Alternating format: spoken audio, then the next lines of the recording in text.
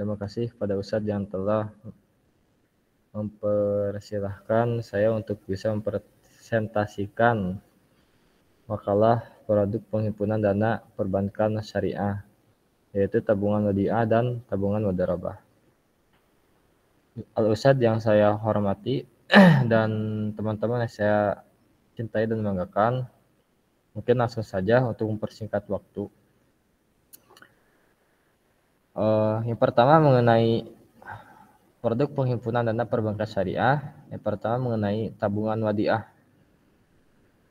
Jadi teman-teman sekalian, dalam perbankan syariah atau lembaga keuangan syariah mempunyai produk.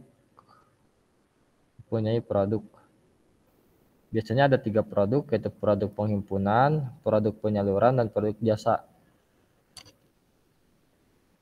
Produk penyaluran misalkan seperti salam, istisna, murabahah, dan yang lainnya. Dan jual beli, sewa menyewa, dan yang lainnya. Adapun mengenai produk penghimpunan, maka ada beberapa produk di sini. Salah satunya adalah produk tabungan atau produk wadiah. Yang pertama mengenai tabungan wadiah. Teman-teman bisa lihat, jadi kalau kita melihat pengertian dari wadiah secara syariah, jadi wadiah itu merupakan titipan atau simpanan. Wadiah juga dapat diartikan sebagai titipan murni dari satu pihak ke pihak yang lain yang harus dijaga dan dikembalikan kapan saja si penitip menghendaki. Jadi si pihak yang meminjamkan mau mengambil barang tersebut kepada pihak yang dititipi kapan saja gitu bisa diambil. Itu prinsip secara syariah gitu mengenai wadiah. Jadi penitipan barang gitu, penitipan barang mau uang, mau barang, dan hal yang lainnya. Adapun menurut Undang-Undang Perbankan Syariah Nomor 21 Tahun 2008, tabungan adalah simpanan berdasarkan akad wadiah atau investasi atau mudharabah. Jadi yang dimaksud tabungan itu menurut Perbankan Syariah, UU Perbankan Syariah, simpanan berdasarkan akad wadiah dan mudharabah. Investasi dana berdasarkan mudharabah atau akad lain yang tidak bertentangan dengan prinsip syariah yang penarikannya dapat dilakukan menurut syarat dan ketentuan tertentu yang disepakati, tetapi tidak dapat ditarik dengan cek, biliet, giro, atau alat yang lainnya yang dipersamakan dengan itu. Jadi menurut UU Perbankan Syariah Nomor 21 Tahun 2008, bahwa tabungan itu dibagi ke dalam 2 bentuk, yaitu wadiah dan mudharabah. Adapun mengenai landasan syariah akan kebolehannya wadiah ini, salah satunya adalah Quran Surat An-Nisa ayat 56. Sebenarnya banyak ya, mungkin saya untuk mempersingkat saja, ayat Al-Qur'annya saya cantumkan satu, An-Nisa ayat 58. Innallaha ya'murukum an tu'addul amanati ila ahliha. Sungguh Allah menyuruhmu menyampaikan amanat kepada yang berhak menerimanya. Artinya, ketika kita diberikan amanah untuk menerima simpanan barang, maka kita harus amanah gitu menjaganya sampai barang tersebut dikembalikan kepada pemiliknya. Jadi kawan-kawanku sekalian, wadiah terbagi menjadi 2. Wadiah yad amanah. Jadi wadiah yad amanah dan wadiah yad domanah.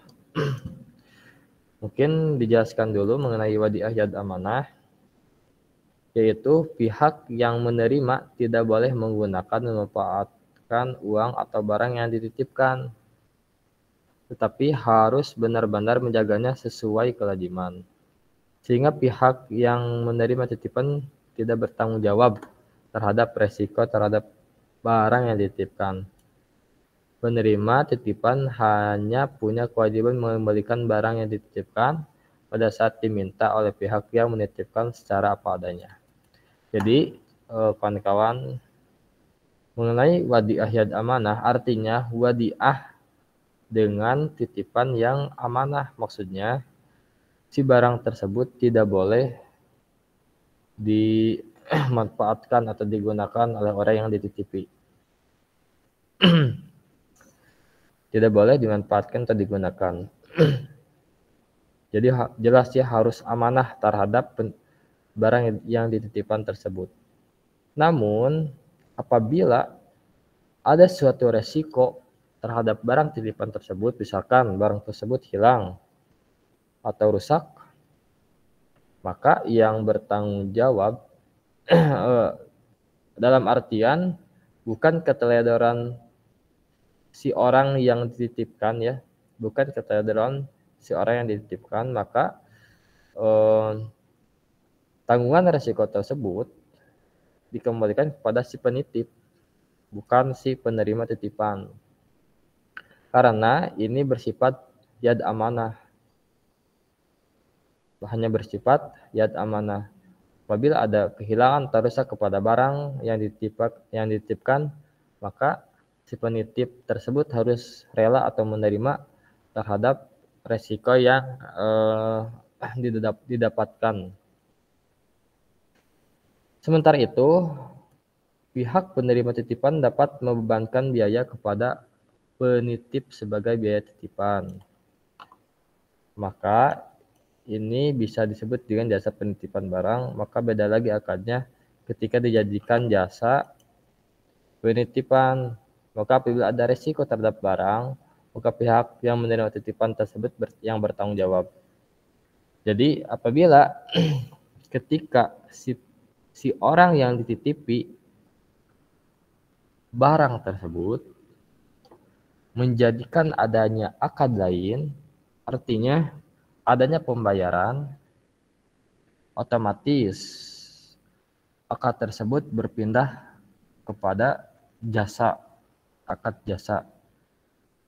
Maka apabila orang yang menitipkan barang membayar jasa terhadap orang yang dititipi barang tersebut atas barang yang dititipkan, maka apabila ada resiko terhadap barang, misalkan rusak atau hilang, maka pihak menerima titipan bertanggung jawab. Misalkan Kang Ajam menitipkan uang 200 miliar ke Kang Padil. Kata Kang Padil, oke, per bulan 50 juta bayar. Kata Kang Ajam, siap. Maka ketika ada resiko, maksudnya uang tersebut hilang atas keteledoran Kang Padil, maka Kang Padil bertanggung jawab terhadap resiko tersebut. Mungkin itu gambarannya. Adapun dilanjut ya, adapun karakteristik wadiah yad amanah sebagai berikut.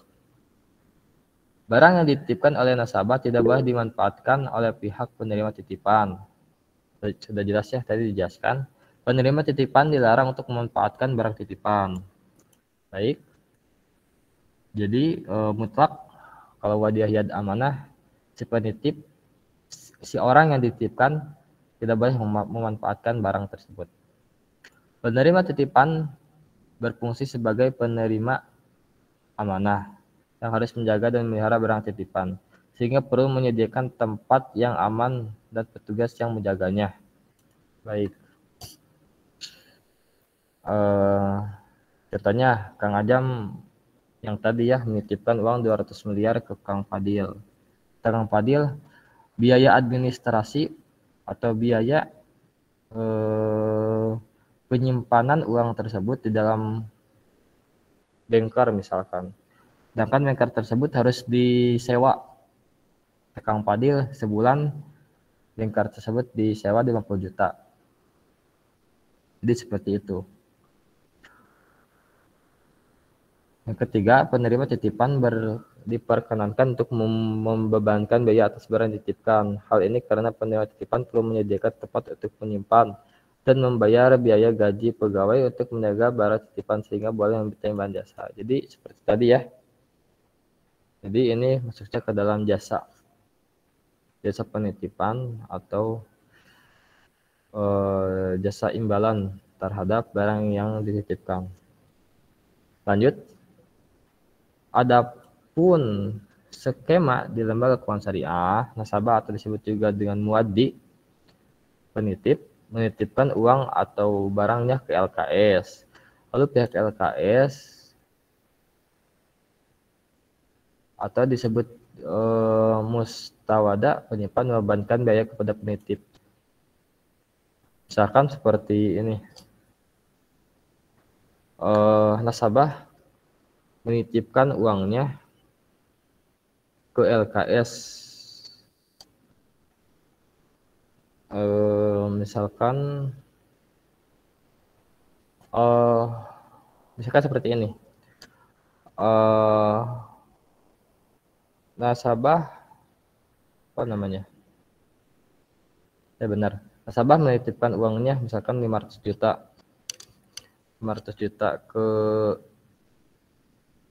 ke perbankan syariah.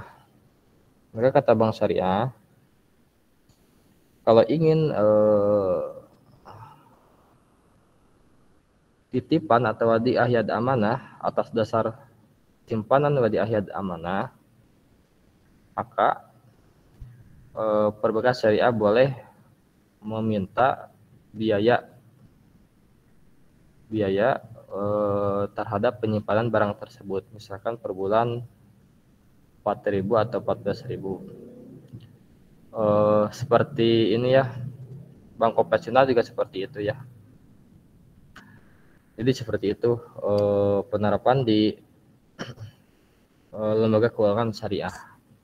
Lanjut ke jenis wadiah yang kedua, yaitu jenis wadiah yad damanah. Artinya, titipan terhadap barang yang dapat dipergunakan atau dimanfaatkan oleh penerima titipan.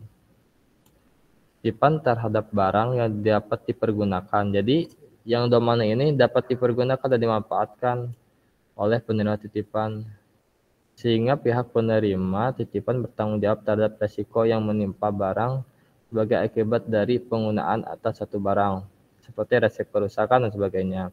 Tentu saja penerima titipan wajib mengembalikan barang yang dititipkan pada saat diminta oleh pihak yang menitipkan. Jadi lanjut saja. Dengan konsep wadiah yad damanah, pihak yang menerima titipan boleh menggunakan dan memanfaatkan uang atau barang yang dititipkan. Tentunya pihak bank dalam hal ini mendapatkan bagi hasil dari pengguna dana. Bank dapat memberikan intensif kepada penitip dalam bentuk bonus. Dijelaskannya tanggung ya sesudah karakteristik wadiah yad damanah. Nah, selanjutnya karakteristik wadiah yad damanah sebagai berikut. Yang pertama, harta dan barang yang dititipkan boleh dimanfaatkan oleh pihak yang menerima titipan.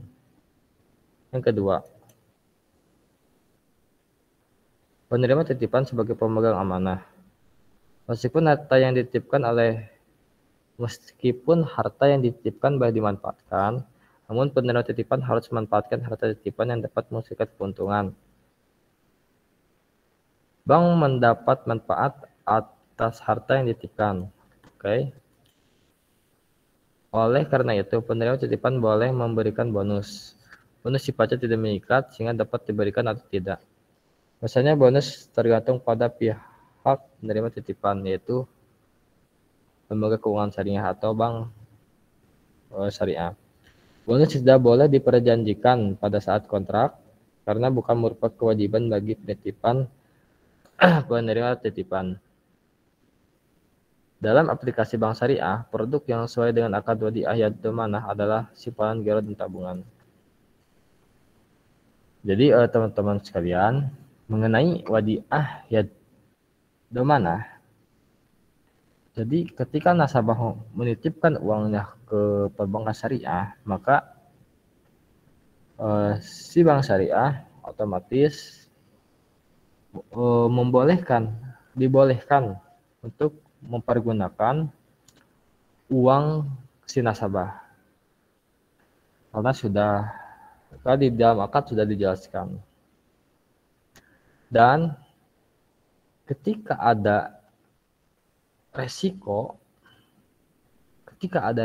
yang terjadi, kan si uangnya itu misalkan dimanfaatkannya digunakan atau digolangkan dalam usaha lain, maka ketika terjadi resiko, maka pihak perbankan syariah lah yang harus bertanggung jawab. Artinya ketika diinvestasikan rugi misalkan 20 miliar, maka perbankan syariah harus bertanggung jawab terhadap uang tersebut. Yang selanjutnya, ketika perbankan syariah menggolangkan dana nasabah dalam bentuk wadiah yad domanah, ketika memperoleh keuntungan terhadap bank syariah, maka bank syariah boleh memberi sifatnya sukarela. Jadi diperbolehkan itu memberi bonus atau bonus kepada si nasabah. Boleh memberikan bonus kepada si nasabah. Namun pemberian ini tidak boleh atau haram diperjanjikan di akad, karena tidak boleh diperjanjikan di akad ya. Mungkin alasannya nanti saya jelaskan setelah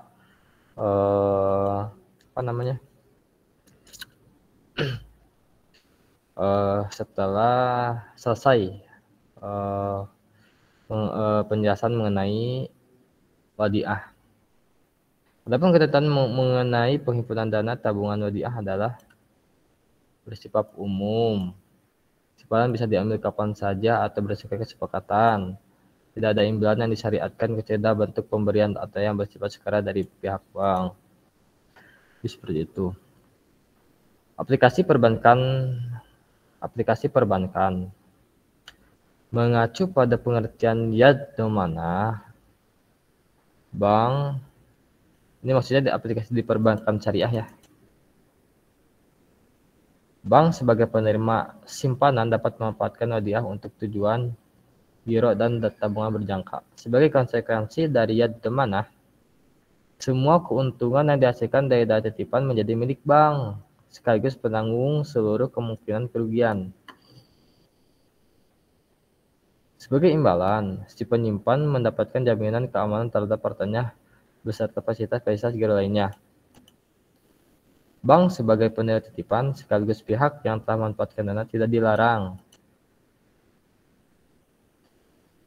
memberikan semacam intensif berupa bonus dengan catatan tidak disyariatkan sebelumnya dan jumlahnya tidak ditetapkan dalam nominal atau persentase secara advance, tetapi betul-betul merupakan kebijaksanaan dan manajemen bank.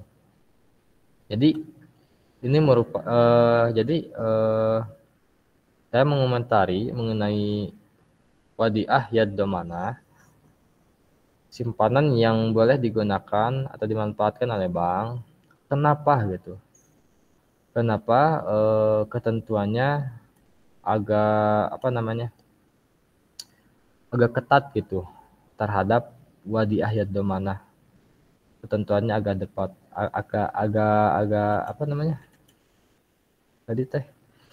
agak ketat. Seperti semua keuntungan dihasilkan dari dana titipan menjadi milik bank. Jadi keuntungannya menjadi milik bank. Kenapa gitu nggak dibagi dua? Dan bank menjamin tuh, mendapatkan jaminan keamanan terhadap hartanya. Jadi hartanya sangat dijamin. Terus si pihak bank boleh memberikan bonus atau imbalan kepada si nasabah. Dan tidak boleh diakadkan di awal. Kenapa gitu? Tidak boleh diakadkan di awal. Kenapa gitu? Harus seketat ini. Mungkin koreksian dari saya mengenai akad wadiah yad domana.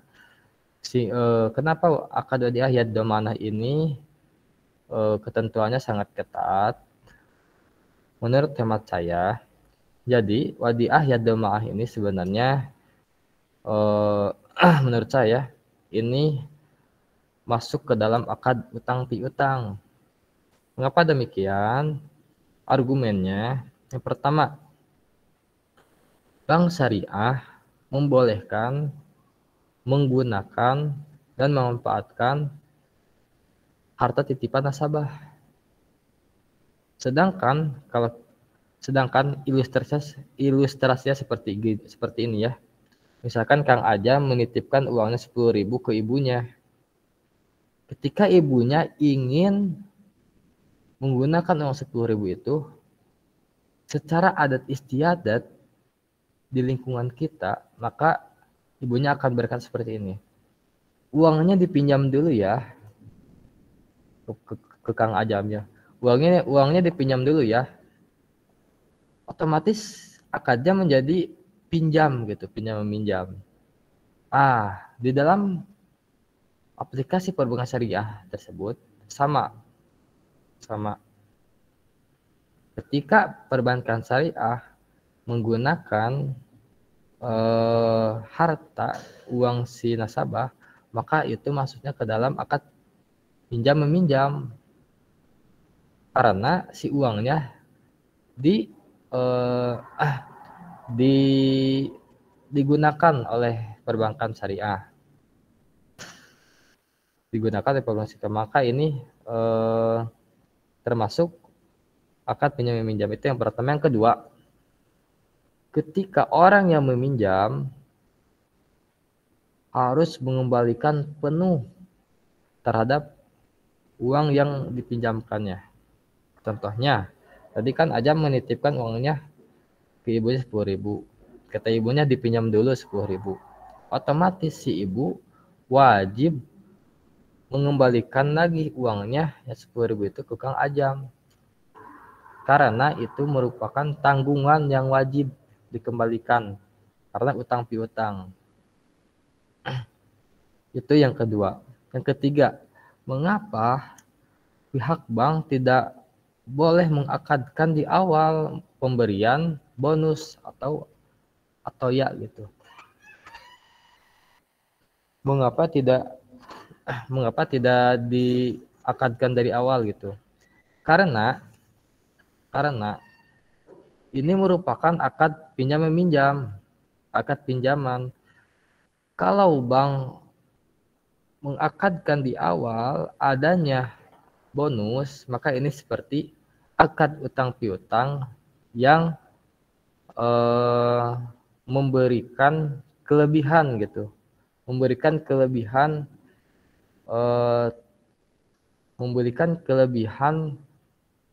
atau bonus ke nasabah, memberikan kelebihan ke nasabah. Otomatis kelebihan ini termasuk ke dalam riba.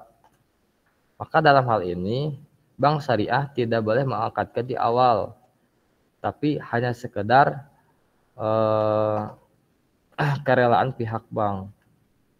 Kalau akadnya seperti ini, wadi ayat domana, kalau akadnya seperti ini, ketentuannya seketat ini, maka sesuai dengan fatwa DSN MUI, maka akad wadiah ya domana ini tidak bermasalah karena ketentuannya sudah sesuai dengan syariah. Maka insya Allah dengan keputusan fatwa DSN MUI, Akad wadiah yad domanah ini tidak bermasalah karena sudah sesuai dengan akad syariah sebagaimana yang telah dijelaskan saya tadi. Baik, itu yang pertama, tabungan wadiah. Wadiah dibagi menjadi dua, wadiah yad amalah dan wadiah yad domanah. Kedua, tabungan mudharabah. Mudharabah berasal dari kata darab yang berarti memukul atau berjalan. Pengertian memukul atau berjalan ini lebih tepat disebut proses seseorang memukul kakinya dalam menjalankan usaha. Secara teknis, mudharabah adalah akad kerjasama usaha antara dua pihak ketika pihak pertama sahibul mal menyediakan seluruh modal, sedangkan pihak lain menjadi pengelola. Keuntungan usaha secara mudharabah dibagi menurut kesepakatan yang dituangkan dalam kontrak, sedangkan apabila rugi, kerugian ditanggung oleh pemilik modal selama kerugian itu bukan akibat kelalaian si pengelola. Seandainya adanya kerugian diakibatkan karena kecurangan atau kelalaian si pengelola, maka si pengelola harus bertanggung jawab atas kerugian itu. Jadi kalau mudharabah ini ada dua pihak. Yang pertama pihak yang menyediakan modal 100% modalnya dari pihak pertama. Yang kedua atau disebut sahibul mal ya, pihak pertama. Yang kedua pihak yang mengelola modal tersebut. Jadi dieksekusinya oleh pihak kedua. Maka ini yang disebut dengan mudharabah. Terus jenis-jenis mudharabah. Mudharabah memiliki pembagian secara umum terbagi menjadi dua jenis, yaitu mudharabah mutlaqah dan mudharabah muqayyadah. Keduanya memiliki perbedaan yang terletak pada batasan jenis usaha, waktu atau tempat usahanya, sehingga masing-masing memiliki efek atau kelebihan dan kekurangan tersendiri. Jadi penjelasan kedua mudharabah tersebut adalah yang pertama mudharabah mutlaqah. Hal yang dimaksud dengan transaksi mudharabah mutlaqah adalah bentuk kerjasama antara sahibul mal dan mudharib. Sahibul mal adalah nasabah, mudharib adalah perbankan syariah. Bentuk kerjasama antara sahibul mal atau nasabah dan mudharib itu perbankan syariah. Yang cakupannya sangat luas dan tidak dibatasi oleh spesifikasi jenis usaha, waktu, dan daerah bisnis. Jadi bebas. Bisnisnya mau usahanya apa? Bebas. Mau usaha jualan cireng, bala-bala gehu, bebas. Waktunya mau pagi-pagi, siang, malam, bebas. Daerahnya mau di laut, pantai, di Gunung Merapi atau sebagainya, bebas. Dalam pembahasan fikih ulama salafus saleh terakhir ini seringkali dicocokkan dengan ungkapan if'al masyi'ta. Jadi sok kamu mau usaha apapun bebas gitu. Ya asalkan ada keuntungannya begitu. Lakukanlah sesukamu terhadap bisnis tersebut dari sahibul mal kepada mudharib yang memberikan kekuasaan yang besar. Jadi seperti tadi ya bebas usahanya kalau mudharib mutlaqah. Mau usaha apa, jualan nasi goreng, gehu, cireng, bala-bala, waktunya mau siang malam, pagi-pagi, daerahnya mau di hutan atau di gunung berapi, di pantai, jadi bebas itu usahanya. Yang kedua, mudharabah muqayyadah. Mudharabah muqayyadah atau disebut juga dengan istilah seperti itulah adalah kebalikan dari mudharabah mutlaqah. Si mudharib dibatasi dengan batasan jenis usaha, waktu atau tempat usaha tertentu. Adanya pembatasan ini seringkali mencerminkan kecenderungan umum si sahibul mal dalam memasuki jenis dunia usaha. Jadi adanya pembatasan tersebut karena kekhawatiran terhadap si nasabah. Misalkan si nasabah melakukan akad mudharabah muqayyadah terhadap perbankan syariah, kata si mudharabah. Ini usahanya tidak boleh usaha ternak kuda, ternak sapi, ternak kerbau, nggak boleh misalkan ya. Tapi harus disalurkan ke usaha misalkan bisnis sembako misalkan. Harus bisnis sembako. Waktunya waktu malam, waktu siang misalkan dari pagi-pagi sampai maghrib. Tempat usahanya misalkan di pinggir jalan seperti itu. Itu jenis mudharabah muqayyadah yang spesifik. Aplikasi mudharabah pada perbankan syariah. Dalam perbankan syariah, perjanjian mudharabah telah diperluas menjadi 3 pihak. Pertama, para nasabah sebagai penyimpan dana. Jadi, nasabah sebagai penyimpan dana atau sahibul mal dalam hal ini. Bank sebagai mudharib. Bank sebagai mudharib. Suatu intermediari. Bank mempunyai 2 fungsi. Bank bertindak sebagai pengusaha dalam hal bank menerima dana dari nasabah dan sebagai musahibul mal dalam hal bank menyediakan dana bagi para debitur selaku mudharib. Jadi, misalkan seperti ini. Bank sebagai mudharib. Artinya bank menerima dana dari nasabah, maka bank sebagai mudharib. Kalau bank sebagai sahibul mal, jadi akadnya paralel gitu, mudharabahnya paralel. Jadi ketika si bank menerima uang dari si nasabah, udah terkumpul nih uangnya, si bank melakukan akad mudharabah lagi gitu ke pihak yang lain, ke pihak nasabah yang lain gitu, untuk melakukan bisnisnya. Jadi seperti itu. Yang ketiga, pengusaha sebagai mudharabah yang membutuhkan dana. Ini pihak ketiga, maksudnya pihak ketiga ya. Ketika bank syariah menjadi sahibul mal dan pihak ketiga ini sebagai mudharib. Pada sisi penghimpunan dana, mudharabah diterapkan pada tabungan berjangka, yaitu tabungan yang dimaksudkan untuk tujuan khusus seperti tabungan haji, tabungan kurban dan sebagainya. Jadi deposito biasa gitu.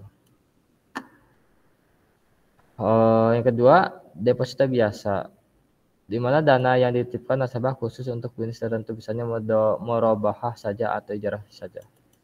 Jadi seperti itu teman-teman. Adapun sumber rujukan yang saya ambil dalam materi ini, yaitu konsep dan aplikasi mudharabah dalam perbankan syariah. Ini jurnal ya. Terus ini analisa, ini skripsi.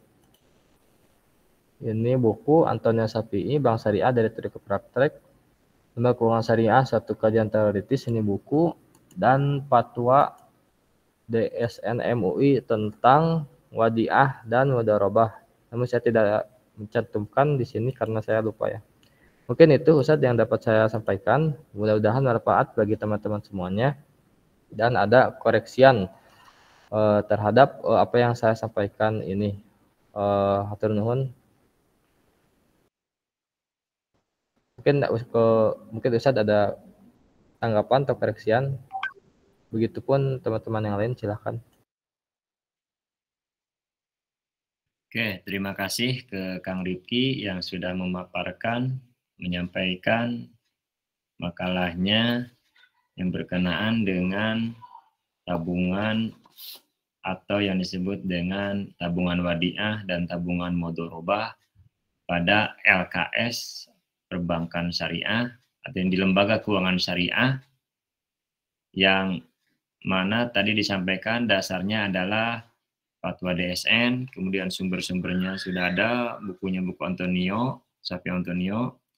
Kemudian ini juga sebenarnya sudah dibahas sebelumnya, yaitu wadiah tentang giro dan tabungan.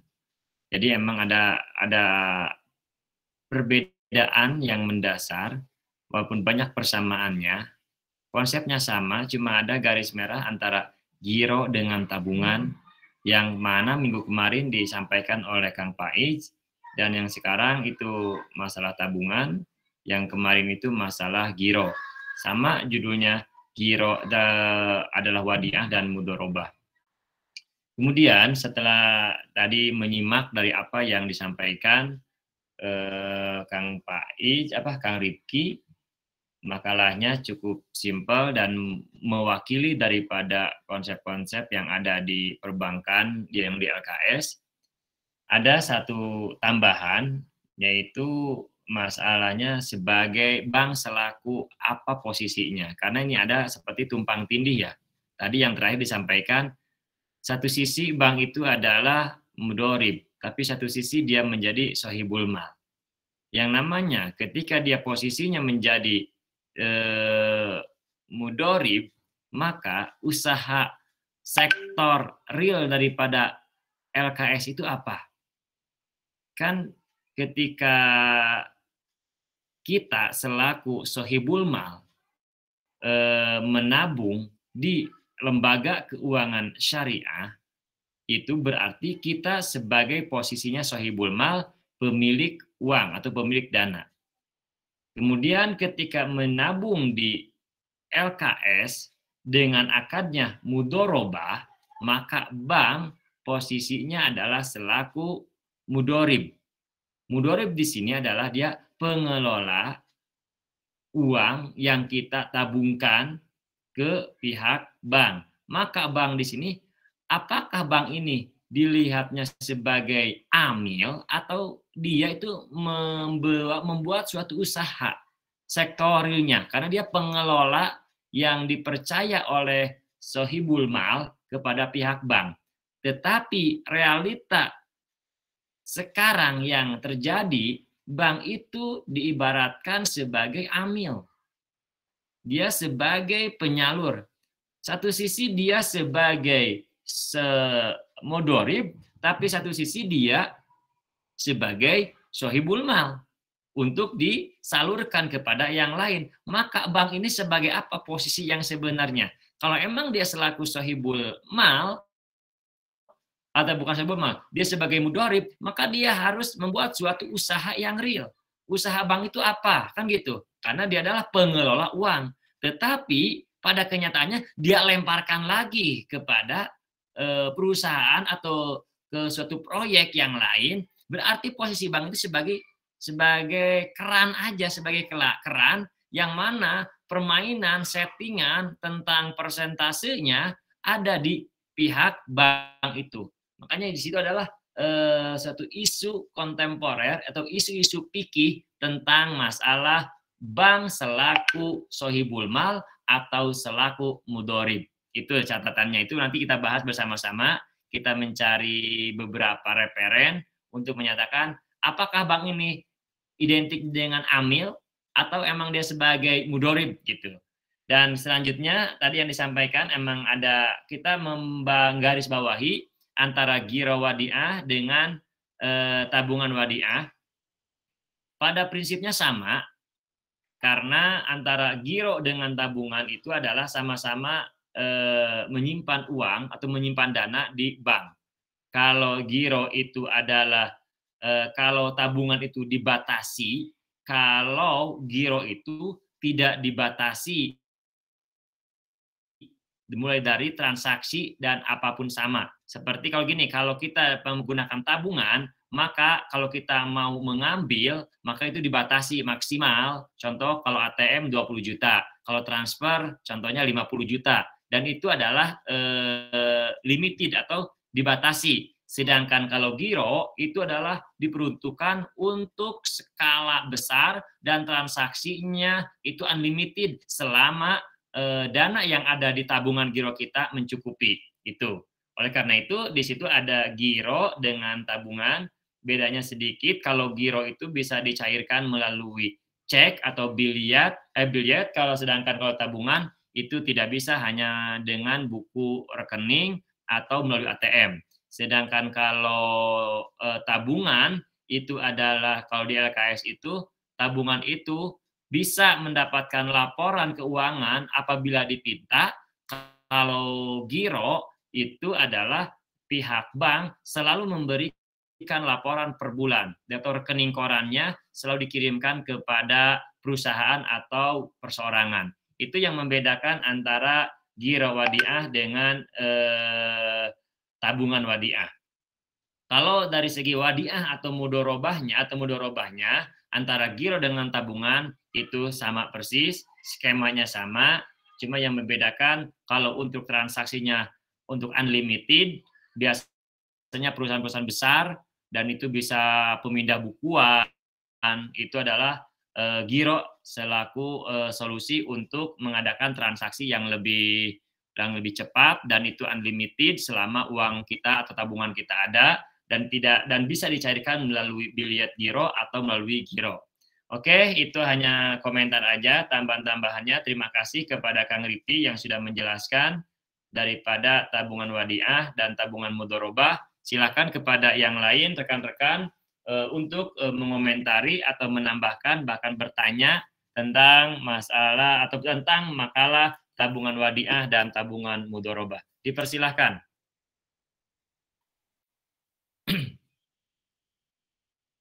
Silakan Kang Solehudin, Kang Faiz Ramadan, Ahmad Fadil. Sekarang alhamdulillah komplit nih.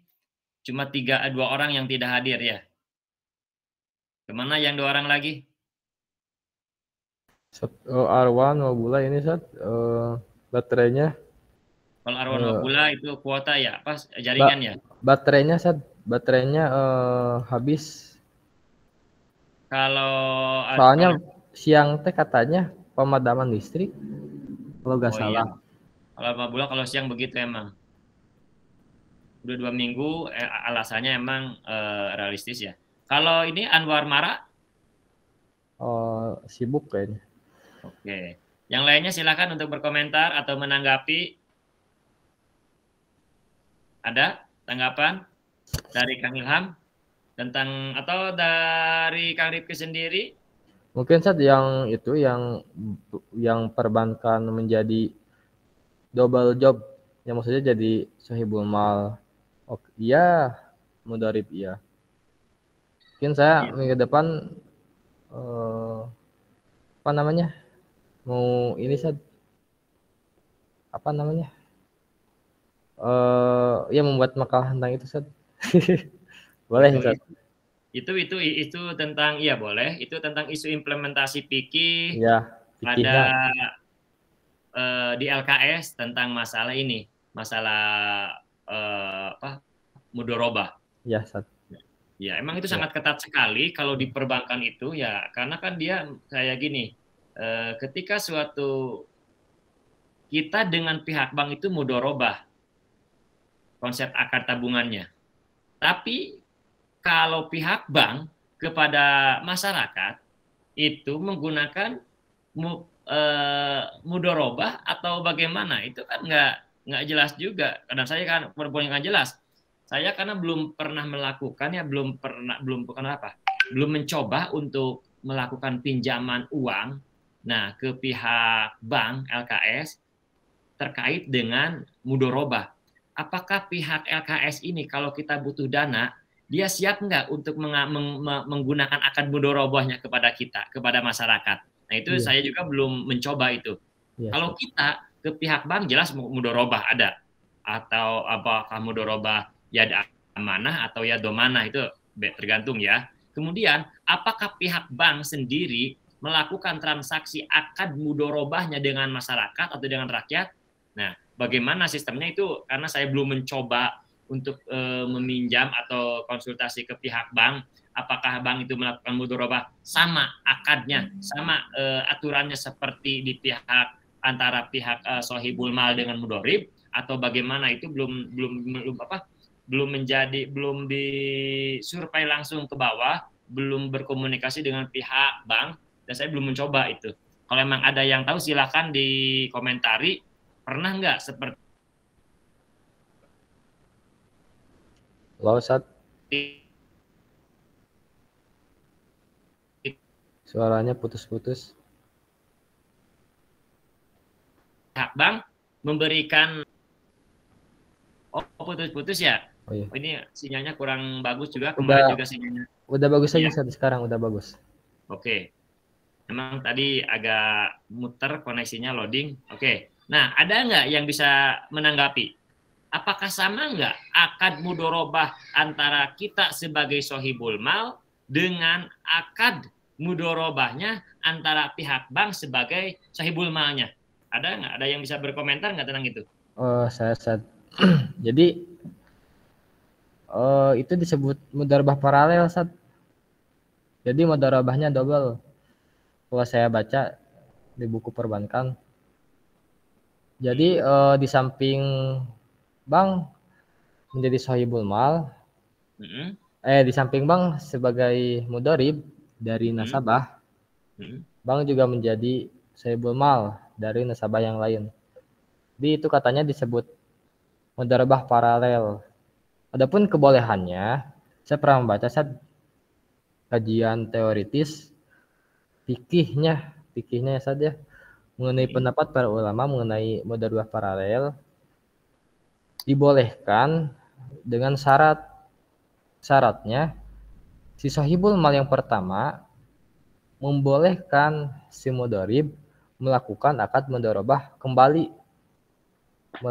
Jadi syaratnya dibolehkan. Kalau gak saya itu pendapat Imam Madhab ya saja. Mungkin saya nggak bisa melihat, tidak bisa menampilkan literasinya.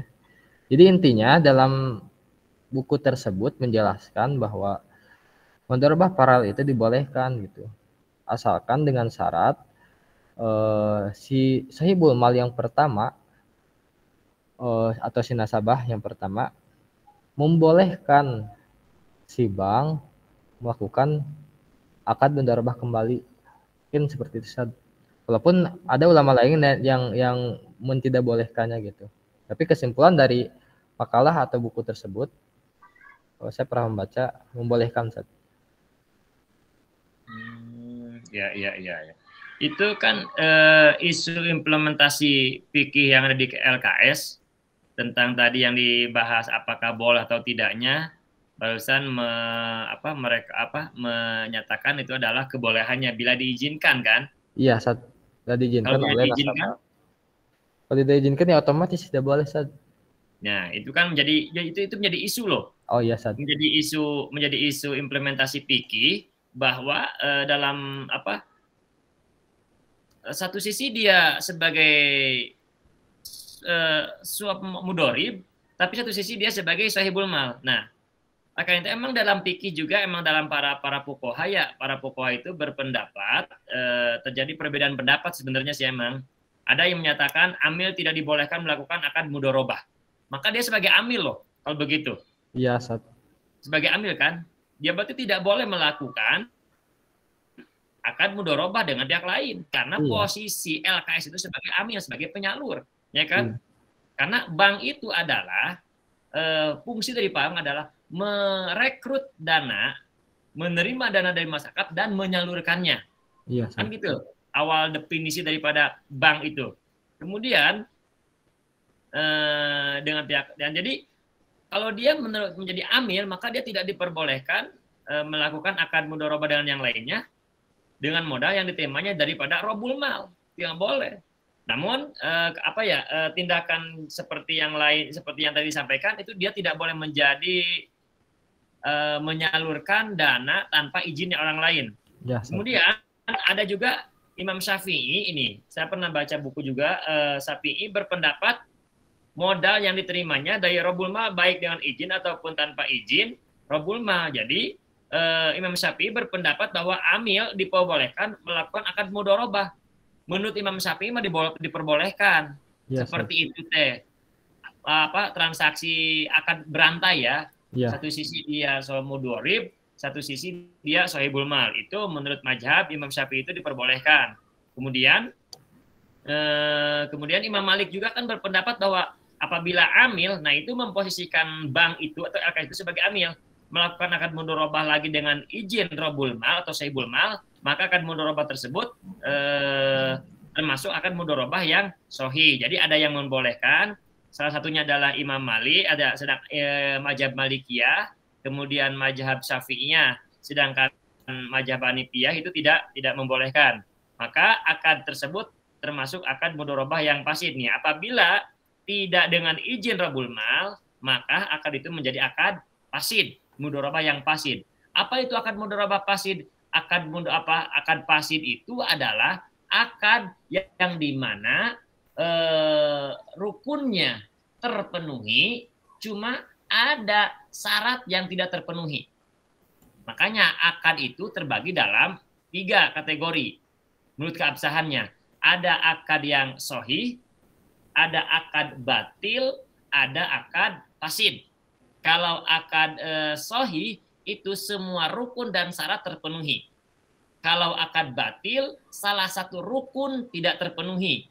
Kalau akadnya akad fasid, itu rukun terpenuhi, salah satu syaratnya tidak terpenuhi. Makanya di situ ada keabsahan akad menurut hukum ekonomi syariah. Nah, di sini ketika bank atau LKS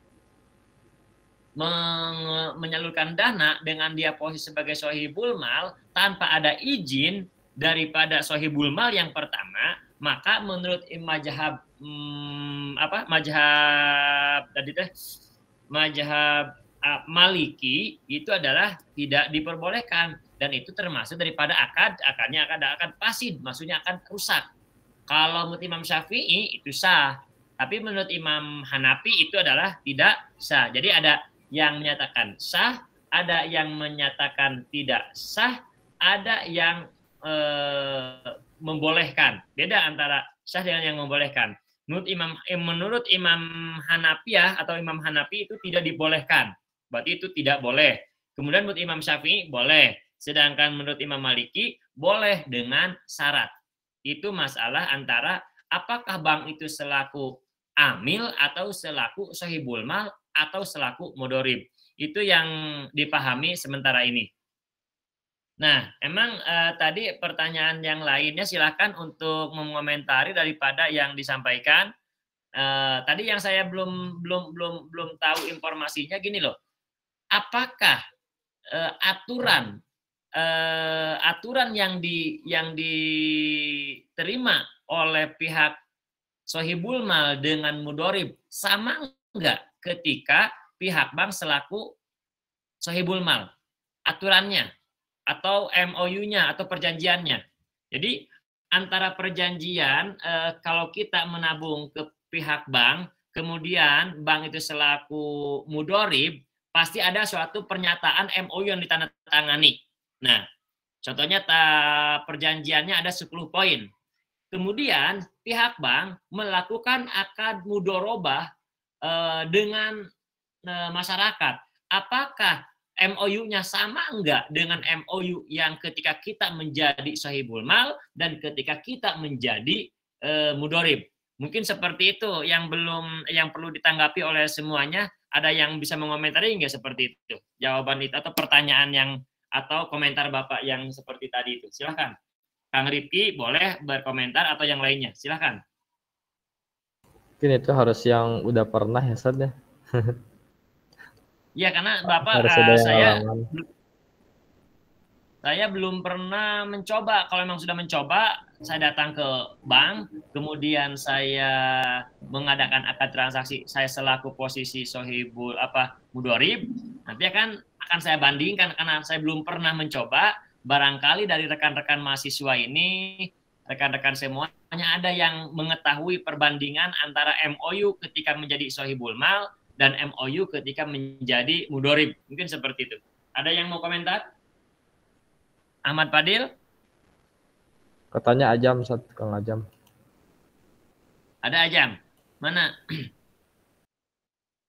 Ada yang mau komentar nggak? Atau yang mau komentari dari apa yang Bapak sampaikan? Tidak. Oke. Ada yang lainnya?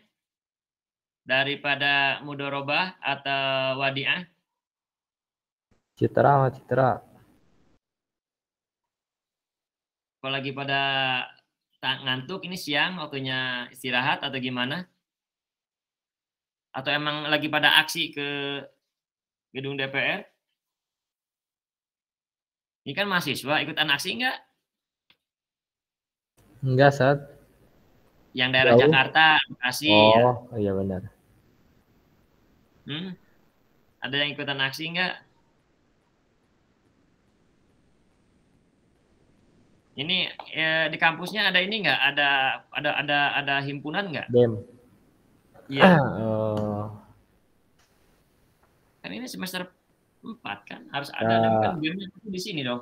Ada kan, Ustaz. Cuman ya pada jauh gitu. Yang dekat-dekatnya sedikit. Oh gitu. Ya minimal untuk daerah Bekasi, daerah Jabodetabek lah. Mungkin ini mahasiswa STIP kan baru 2 tahun ya. Baru 2 tahun jalan. Ini adalah sebagai pelopornya. Ya aktif lah, dalam artian aktif di organisasi. Ada kan Hima Persis ya. Himpunan mahasiswa Persis ada. Ada. Kemudian juga kita jangan menutup diri masuk HMI. Itu bolehlah, atau PMII, atau kami, silakan untuk bertukar pikiran, untuk bersharing di organisasi itu seperti itu. Kalau mahasiswa tidak aktif di organisasi, ketinggalan. Justru peran utama yang merubah karakter mahasiswa itu ketika dia aktif di organisasi, bukan dia duduk di meja atau bukan duduk di kursi membaca buku, bukan. Yang bisa merubah, salah satunya yang dominan itu, yang mendominasi itu adalah keaktifan di organisasi. Makanya ada kayak di kalau di Persis kan ada di Staip itu apa, Hima Persis. Boleh aktif, dan kita juga tidak harus menutup diri, aktif di HMI, aktif di PMII, aktif di IMM, aktif di kami. Itu sebagai wawasan kita menjadi satu mahasiswa yang dewasa ke depannya. Lagi ini semester 4 pertama ini. Kan ada Hima Persisnya udah dibentuk belum? Udah, Sat. Ketuanya siapa ketuanya? Ilham gak salah. Ilham. Kang Ilham ketua Hima Persis. Ya, kan banyak. Ini kan ada ketua ininya, ketua Jakarta Timurnya Kang Arwan. Arwan Mabula. Iya. Oh. Di Jakartanya kan ada jangan Persis yang di mana, Jakarta Timur, di Jakarta Utara ada kan? Ada, Sat. Banyak. Iya, itu kan bisa dimobilisasi. Iya. Cuman yang khususnya kelas HES ini banyak yang jauh gitu. Oh gitu. Paling 1-2 yang di Jakarta sama Bekasi. Iya sih, emang banyak kan yang di luar ya. Tapi kalau saya kan dulunya di UIN, dulu itu bukan UIN, IN dulu itu. Betul, saya senang di organisasi, makanya sampai ketemu dengan Pak Kaprodi juga, Pak Agah itu sama seangkatan dulu, cuma Pak Agah dia nggak aktif di HMI, dia aktif di Hima Persis, saya aktif di Pajagalan dulu di Hima Persis dengan Latif Awaludin itu teman kampus saya. Cuma saya kan beberapa ormas masuk, saya itu orang itu semua. Tadi HMI masuk, di PMI masuk, jadi beberapa harus aktif di kami juga dulu, karena pelopor dulu pertama saya mendirikan kami zamannya tahun 98. Makanya ketika demo sekarang ke Jakarta sepertinya seperti kayak 98 sekarang. Kelihatannya dari berita, cuma media sosialnya atau medianya mati sekarang, ini nggak bisa diandalkan, di berita nggak ada, sedikit sekali. So, silakan ada yang mau komentar nih tentang masalah implementasi. Ini emang perlu yang namanya terjun ke lapangan ya. Tidak hanya membahas teori. Teori cukup dibaca semalam atau bisa dibaca. Tapi kalau pelaksanaannya itu perlu ke lapangan, perlu kita komunikasi dengan pihak bank. Kalau emang ada yang kenalan atau orang tuanya kerja di bank atau saudaranya kerja di bank, silakan aja dikomunikasikan. Atau punya saudara, gimana Pak, apalagi ini di banknya, di LK-nya LK Syariah ya, bisa ditanyakan informasi-informasi. Saya kemarin chat kepada teman yang di Bank Syariah, belum menjawab, makanya pertanyaan ini saya naikkan kembali di kuliah ini, karena saya tidak mendapatkan jawaban dari teman. Ada nggak akadnya yang sama, satu sisi sebagai sahibul mal, satu sisi sebagai mudorib. Nah, di pihak bank itu saya menanyakan, nggak ada jawaban. Ataukah dia tidak mau menjawab, atau emang dia belum tahu, atau emang dia sengaja untuk tidak menjawab pertanyaan saya gitu. Tapi pada kenyataannya, sepertinya lebih ketatan, sepertinya ini asumsi aja, sepertinya lebih ketat lebih ketat menjadi mudorib selaku masyarakat daripada menjadi sahibul mal, posisi adalah masyarakat sepertinya. Oleh karena itu di perbankan syariah, di LKS itu, terutama di sini saya baca ya beberapa referen juga, bahwa mudorobah itu implementasinya ya lebih baik kalau mudoroba itu akadnya dengan akad sepertinya di LKS non bank, lembaga keuangan syariah di non bank. Sepertinya itu lebih cocok. Kalau di bank itu karena bank itu kan tidak ada pembelian, yang ada hanya pembiayaan. Oleh karena itu tadi awal kan kita mempelajari lembaga keuangan itu terbagi dua.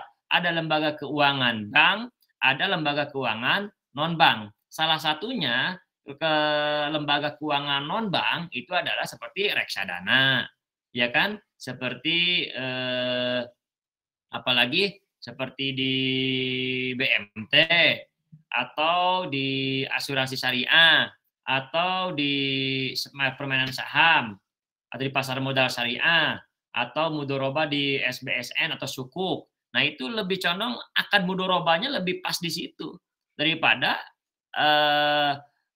mudoroba yang ada di lembaga keuangan syariah, yang mana bank itu adalah tidak ada istilah pembiayaan, yang ada hanya adalah tidak ada pembelian, yang ada hanya pembiayaan, karena sesuai dengan aturan Bank Indonesia semuanya adalah bank itu tidak ada yang namanya bank pembelian, yang ada hanya pembiayaan. Karena itu mudoroba lebih pasnya adalah diimplementasikannya yaitu di mana? Di pasar modal atau di mudorobanya di sukuk atau di SBSN atau yang di apalagi di asuransi. Nah, itu lembaga keuangan non bank dan itu bisa dia melakukan usaha-usaha real. Asuransi kan jelas usaha realnya. Nah, sebenarnya asuransi syariah juga kan seperti asuransi, dia juga kan berbentuk saham. Nanti uang itu diberikan kepada saham, nanti kelebihannya berapa, dia punya keuntungan apa, nah kita akan mendapatkan bagian. Nah, itu yang contohnya yang asuransi. Tapi itu asuransi konvensional, nanti akan bercabang dua antara asuransi syariah dengan asuransi non syariah. Kemudian seperti di reksadana. Nah, reksadana itu adalah salah satu bentuk dari akad mudorobah sebenarnya. Nah, bagaimana kita untuk mengetahui mudorobah di reksadana? Yaitu dengan karena itu reksadana ada suatu ikatan atau suatu sistem di mana seseorang memberikan hartanya kepada orang lain untuk dikelola dengan ketentuan bahwa keuntungan yang diperoleh dari hasil pengolahan tersebut dibagi antara kedua belah pihak. Nah, itu kalau reksadana real usahanya, real prinsip mudorobah yang disyariah itu memiliki beberapa karakteristik. Tadi yang disampaikan seperti apa? Pemodal sebagai robul mal atau sahibul mal, ikut menanggung risiko yang dialami oleh manajer investasi, yaitu disebut dengan amil. Kemudian manajer investasi juga sebagai amil tidak menanggung risiko kerugian atas investasi kalau kerugian tersebut bukan disebabkan kejadian atau disebabkan karena bukan kelalaiannya. Seperti ada force major, seperti ada kebakaran atau ada gempa bumi. Nah, itu ada aturannya. Jadi sepertinya kalau mudorobah lebih pas itu dialokasikannya, diimplementasikannya ya seperti di reksadana atau di asuransi atau di pasar modal atau pas modal syariah. Itu lebih condong. Kalau di bank, kalau bank ya lebih cocok ya tabungan aja atau lebih condong ke wadiah. Nah, wadiah ini cuma resikonya kalau wadiah karena orang bisa menabung di bank itu karena termotivasi adanya yang disebut dengan nisbah. Ada yang namanya daya tarik kenapa masyarakat ingin menabung di bank itu. Ada juga daya tariknya itu adalah karena menyimpan di bank itu ada suatu harapan yang disebut dengan nisbah atau yang dalam bank konvensional ada yang namanya bunga. Itu adalah salah satu motivasi orang menyimpan uang di bank. Nah, tabungannya adalah tabungan wadiah. Tetapi pada kenyataannya karena ada tabungan wadiah itu adalah tidak mendapatkan sesuatu dari pihak bank, karena itu dibebaskan yang namanya nitip itu bebas. Yang penting uang itu aman. Nah, kalau kita berorientasi untuk mencari keuntungan di bank, saya sarankan ya jangan nyimpen uang di bank. Gitu. Ada uang nyimpan di bank nggak? Untuk tujuan untuk pengamanan? Atau hanya untuk mencari kelebihan dari pihak bank? Ada nggak dari sini mahasiswa yang punya tabungan? Kayak mobile banking atau apa nanti berbentuk MB-nya. Ada nggak? Paling nyimpan saja sih. Nyimpen aja. Nah gini, ini saya sebagai, ya karena saya juga udah lama di ini ya, di perbankan juga, artian pernah nabung di bank. Ya, Sat. Kalau punya uang, itu jangan ditabungkan. Jangan Tapi menabung. Menabung itu bukan berarti bisa memperkaya, bisa menambah. Justru menabung itu hanya untuk menyimpan untuk tujuan aman aja. Kalau kita tujuan ingin berusaha, ingin memutarkan dana, itu jangan ditabung. Perputaran uang itu lebih cepat, lebih bagus, lebih sering banyak transaksi, itu lebih berkembang.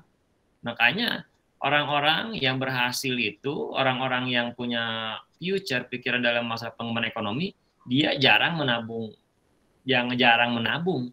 Yang ada uang itu diputar terus, sirkulasi keuangan itu cepat, transaksi-transaksi lebih banyak tiap hari. Nah, salah satu untuk mengembangkan ekonomi itu seperti itu. Jangan sekali-kali kita menabung atau menabung bakal ini. Enggak, justru uang ditabung itu menguntungkan orang lain. Coba perbandingkan, berapa ketika kita menyimpan uang di bank syariah aja, dalam 1 bulan mendapatkan keuntungan berapa? Kalau akadnya mudharabah. Ada yang sudah pernah? belum pernah sih.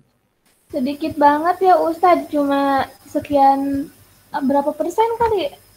Berapa ribu? Saya pernah Ustadz yang di BSI itu akadnya mudharabah kan Ustadz. Ya. Setiap bulan emang nambah, cuma nambahnya sedikit banget. Berapa? Coba cek. Ada yang bisa punya banking BSI? Coba silakan dibuka. Coba Citra buka.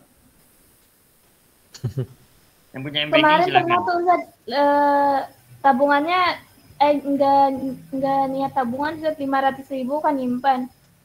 Pas dicek bulan depan ada, cuman adanya juga berapa ya, 41 perak kali. Sedikit banget pokoknya Ustadz.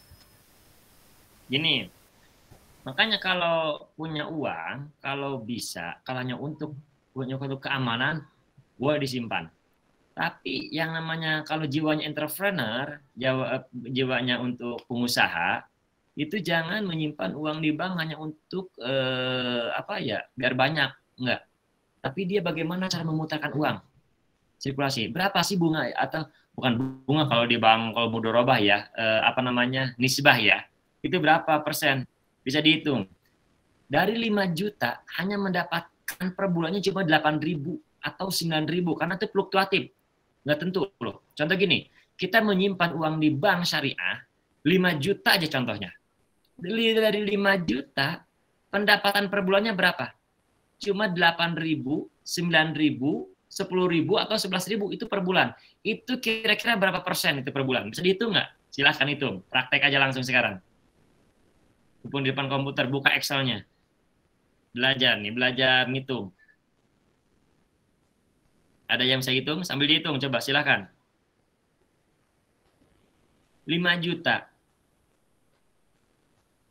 Berapa persen coba? Ada yang tahu berapa persen tuh? Anggap aja, 1 bulan dari 5 juta mendapatkan 10.000. Ambil rata-ratanya. Berapa persen dia dapatkan? Dikit ya. Iya. Coba silakan, ada yang tahu? Terus.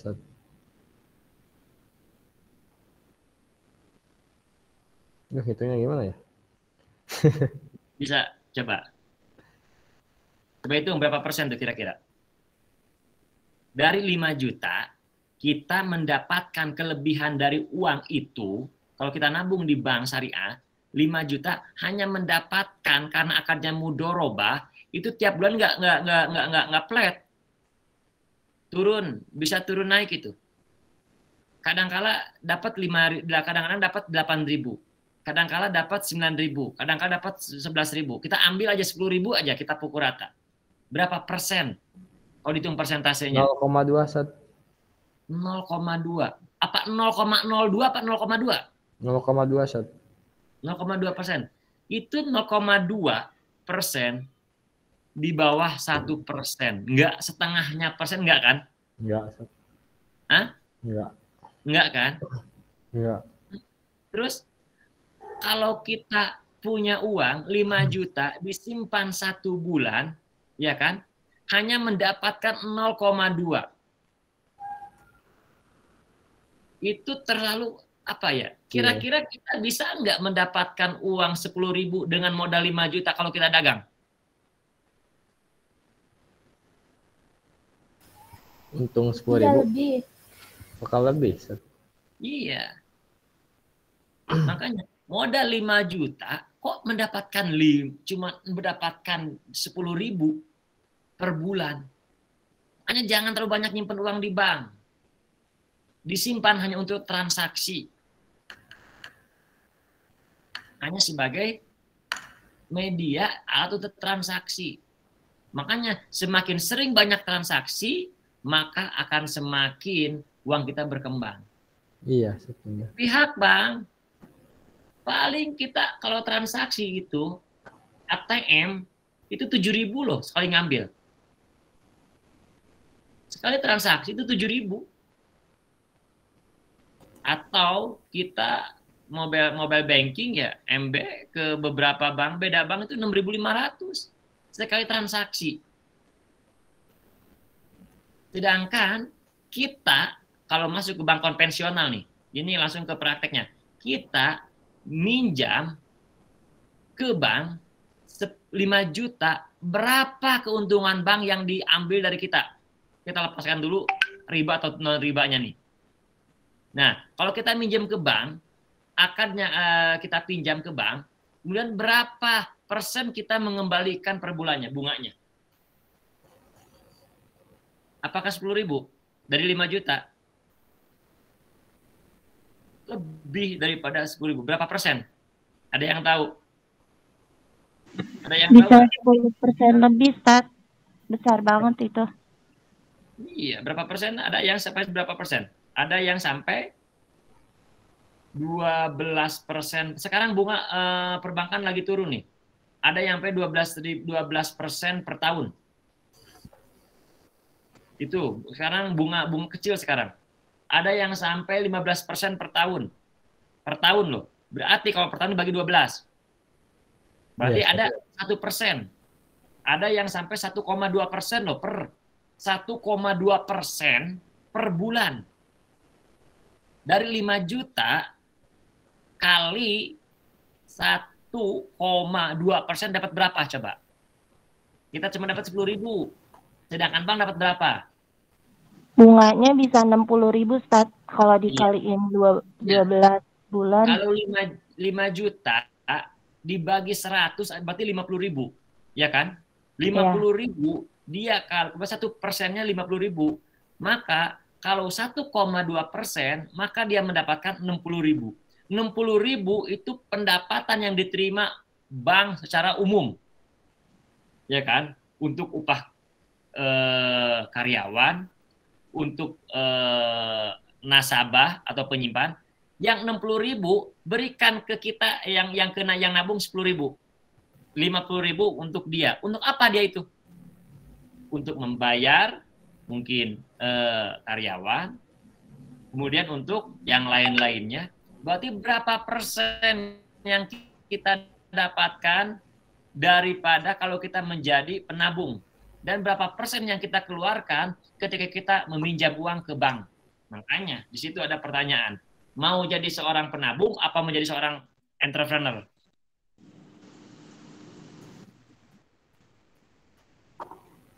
Belum terbentuk jiwanya, Sat. Entrepreneur, Stat. Entrepreneur, pasti entrepreneur. Entrepreneur harus dididik dari kecil. Benar, Sat. Jangan kalau pembisnis jangan punya perasaan atau baperan. Kalau pebisnis baperan nggak bakal maju-maju. Benar, Stat. Itu. Kalau orang masih punya jiwa baperan dalam hal bisnis, ke laut aja. Nagih utang nggak dapet, jangan tegang. Nagih utang, kita menagih. Ya, Ustaz. Iya. Ini pengalaman aja saya pribadi seperti itu. Saya termasuk orang pekerja leasing. Saya mengkreditkan barang-barang, kayak jual beli mobil, jual beli motor. Sampai hari ini, kalau saya nagih nggak dapat, nggak pernah saya malu, nggak pernah saya sakit hati, ya wajar. No. Kalau baperan terus nggak bakal maju-maju, gitu. Makanya punya jiwa entrepreneur itu penting dari sekarang. Biasakan, semuanya hitung dengan uang. Waktu itu emang uang. Makanya segala-galanya membutuhkan uang. Tapi uang bukan segala-galanya. Seperti itulah mungkin orang-orang bilang. Tapi kita bagaimana cara mendapatkan untuk mempunyai jiwa entrepreneur. Ketika saya berbicara kepada mahasiswa, oh ini uang. Ketika saya berbicara kepada kumpulan banyak, oh ini uang. Itu ada jiwa seperti itu. Itu jiwa entrepreneur di situ. Jadi tidak, kalau prinsip yang harus ditanamkan kepada seorang mahasiswa biasanya satu punya prinsip tiga aja dulu. Apa? Tidak ada tanah sejengkal yang tidur, tidak ada sampah sedikit yang ngawur, tidak ada waktu sedetik yang nganggur. Itu aja. Insya Allah jiwa entrepreneurnya bangkit. Jangan sampai kita mahasiswa enjoy dibiayain sama orang tua, setiap bulan ditransfer, tapi kita santai-santai di kosan. Jangan harap punya jiwa entrepreneur. Itu tidak ada. Pengen sukses, satu modalnya jujur, tidak boleh bohong, tidak boleh yang namanya kita berbuat seperti janji, seperti apa, nipu, itu jangan dah. Salah satu bangkit dari ekonomi ini kan mahasiswa HES nih. Tapi kan HES juga butuh uang kan, tidak membahas hukum terus kan. Iya. Punya jiwa kan. Iya, emang HES itu saya punya, walaupun hukum, emang tiap hari kita makan hukum, enggak kan? Perlu yang namanya kita harus mengembangkan usaha. Gitu. Mumpung ada lagi semester, apalagi diem di Jakarta. Coba bisa enggak kita hidup bersaing di kota metropolitan? Kita bisa nggak kita bersaing di ibu kota negara, apalagi Jakarta. Segala sesuatunya dihitung dengan uang, semuanya dihitung dengan money.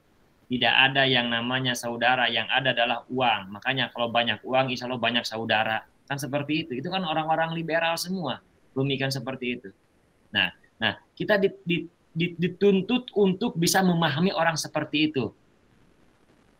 Makanya hukum ekonomi syariah jangan hanya bisa mencetak suatu kejadian hukum ini begini, hukum ini begitu, tapi bagaimana kita juga perlu punya jiwa entrepreneurnya. Apa jiwa entrepreneur? Jiwa ingin selalu mengembangkan yang sudah ada. Selalu ingin berubah tanpa melawan arus, tapi selalu mengikuti arus atau mengikuti perkembangan zaman. Harus bisa seperti, kan ada kesempatan, ini ada media, kayak punya kuota, kenapa tidak memanfaatkan jadi reseller? Ada yang menjadi reseller nggak di sini? Nggak ada. Saya Ustaz, tapi saya udah alhamdulillah udah dropship sih Ustaz. Ya apa lagi? Kalau mau bisnis dengan Bapak adalah bisnisnya sayuran stroberi loh. Boleh Ustaz, tapi itu sistemnya gimana Ustaz? Ya kalau reseller ya dia punya pasar, kita kirim, bayar, nanti ada reseller itu bisnis. Gitu. Bisa online gitu, Ustaz, dikirim online bisa. Ya online, itu juga bisnis online. Mengikuti perkembangan zaman teknologi. Tahu hukumnya online, jual beli online, tapi kita tidak hanya dilihat dari segi hukum, janganlah. Hanya itu aja. Kita pelajari dari segi aplikasinya, implementasinya, bisa nggak gitu. Tapi jadi, itu strawberry Ustaz, misal kalau ke Garut itu tahan berapa lama? Bisa nanti Japri dah kalau itu mah. Kalau ke Garut itu. Kita ngirim ke Cirebon, ada yang ngirim sampai kita ngirim ke Surabaya, ke Bali kita ngirim. Ke Lampung kita ngirim. Ya, itu silakan. Itu untuk membangkitkan aja, mumpung lagi mahasiswa, mumpung lagi dibiayain sama orang tua, jangan terlena. Coba manfaatkan kesempatan. Ada kesempatan aktif di organisasi, sok. Hanya Bapak bilang, kayaknya nih mahasiswa sekarang lagi pada aksi di Jakarta, terutama orang-orang Bekasi. Bener nggak pada aksi nih, kan gitu. Emang lagi kesempatan sekarang mahasiswa.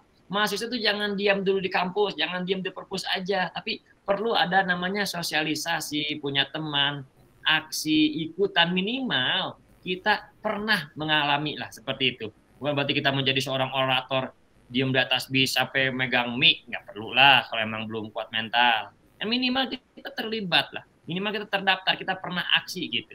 Seperti itu. Makanya saya senang kalau ada yang aksi-aksi mahasiswa, kemana nih mahasiswa HES nih? Aktif nggak? Kan gitu. Karena dulu saya dididik di organisasi seperti itu. Saya senang dulu biasanya tukang demo lah.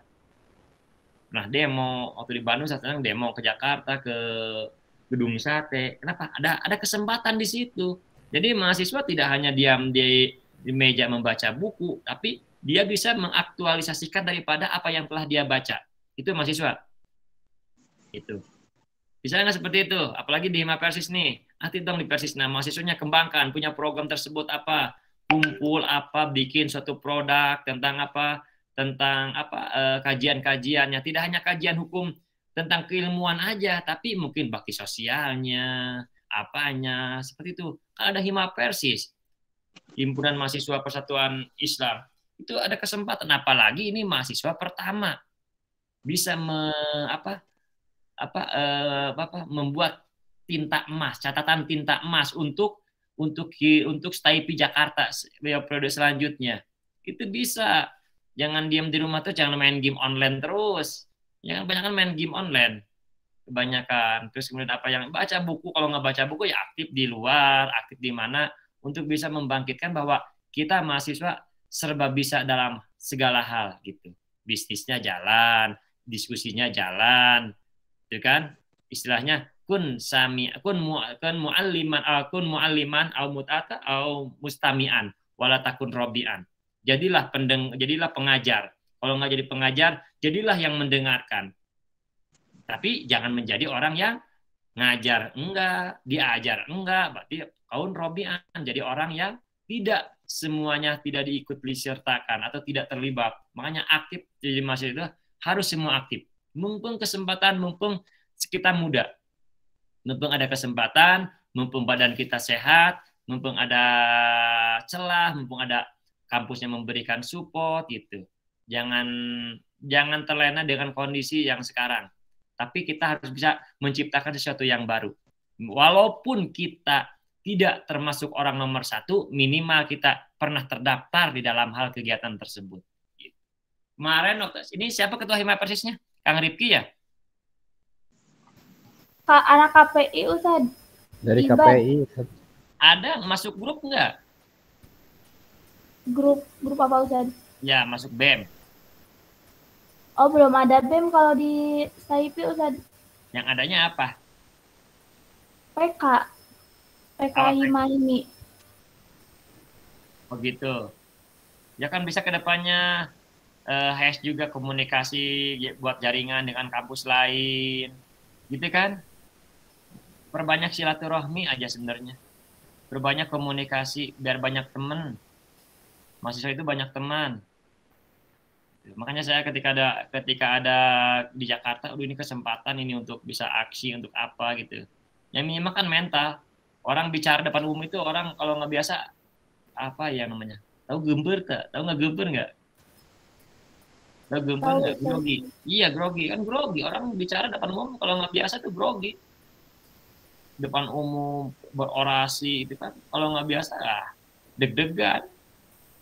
Tapi kalau udah biasakan itu kan tidak bisa dengan membaca ilmu itu, tapi bisanya dialami, dicoba baru bisa. Tidak cukup dengan dibaca ilmu itu. Ilmu mental itu tidak cukup dengan dibaca, tapi bisa dipraktekkan. Nanti dia akan paham sendiri dengan dicoba, bukan dibaca. Itu ilmu itu seperti itu.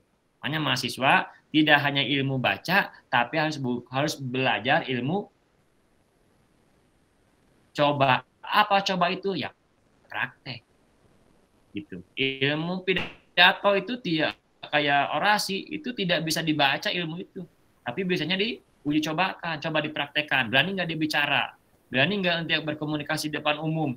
Itu kan salah satunya. Menyampaikan opini, menyampaikan pemikiran, menyampaikan ide. Kalau orang udah biasa menyampaikan itu, nanti banyak ide-ide yang datang bersamaan dengan berbicara kita loh.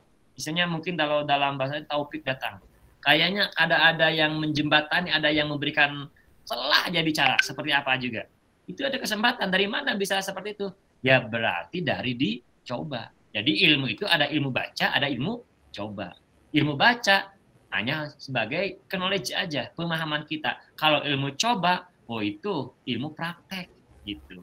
Oke? Ada pertanyaan atau komentar lainnya? Kalau memang tidak ada, cukup ya. Udah pas Ustaz waktunya 14.40. Oke.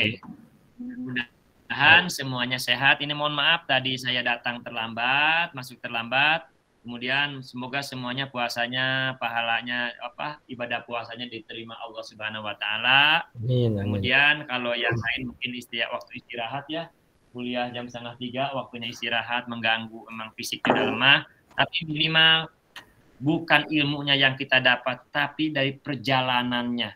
Niat kita ingin mencari ilmu, itulah yang mungkin yang diterima oleh Allah. Kalau ilmu mungkin bisa dibaca, tapi prosesnya itulah yang menjadi catatan amal, yang mudah-mudahan diterima, yang mana ibadah puasa kita, belajar kita, walaupun melalui daring, tetap tidak mengurangi daripada nilainya, hikmah daripada thalabul ilmi.